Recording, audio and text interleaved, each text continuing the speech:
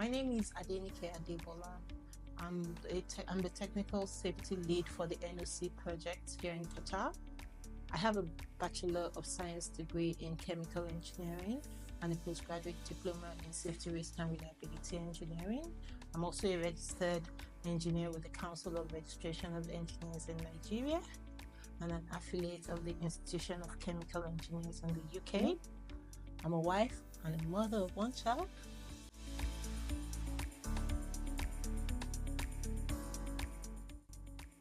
So my journey into engineering started as a child, I would say. As a child, I was usually fascinated by the way ants would move, for example. And while my siblings were watching TV, I probably would be looking to see, and then I'll introduce some form of turbulence, and I noticed that they will all move away in the same file.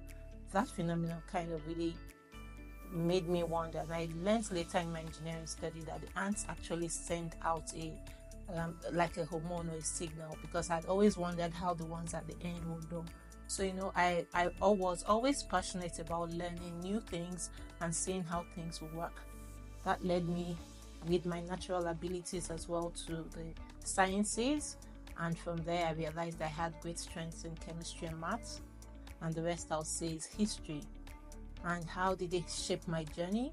I've basically worked as an engineer. It was easy to transition into the roles. I had a few stints in other industries, but it was very clear that I needed to come back to my first love, which is engineering.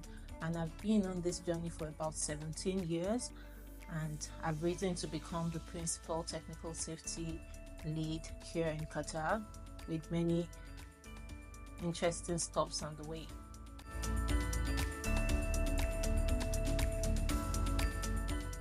I think for the majority, or a good number of organizations, if I would say, are doing good work already. However, there's a lot more ground to cover. I would say it starts with the recruitment processes. We need to ensure that in our recruitment processes, we are very, very, maybe even including the KPIs, something around ensuring that diversity and inclusion is reflected even in our hiring practices. We need to be careful with unconscious biases. Then moving on to when we've hired the people and we have the women in the roles. Not all the women we hire would have 100% of the skills that are required for the job. So we need to be very, very, how would I say the word? Very particular about helping women grow in their careers. So we need to be mindful even in terms of our timings and just understand women's issues and trying to help women. Mentorship and sponsorship will be great. And so I would also like to see organizations focus on flexible work arrangements. I believe it will really help women, because women are still responsible most of the time as primary caregivers at home. Flexible work arrangements will go a long way in helping us include women and make women feel more included.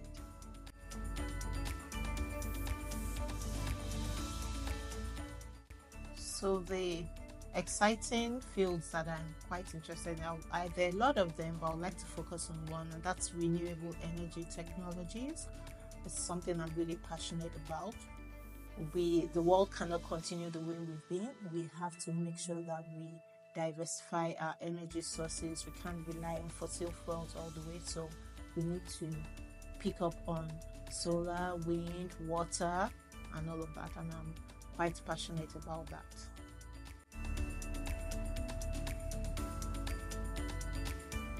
Can't say I can speak for all engineers, but for majority of the engineers that I've interacted with, I believe that sponsorship seems to work a bit more for us than mentorship, in the sense that mentorship requires a lot of structure. You need to meet a couple of times and all of that.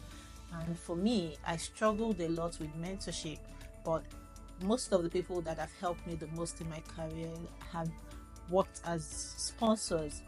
They focused more on exposing me to opportunities and just having informal conversations with me.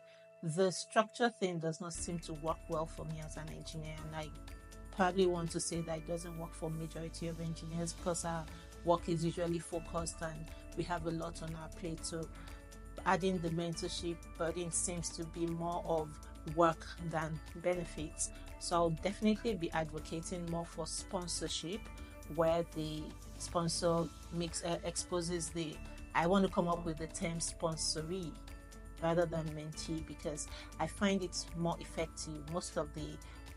The most beneficial for me in my career has been sponsorship. People speaking up for me in rooms that I'm not in, and I've tried to pay that forward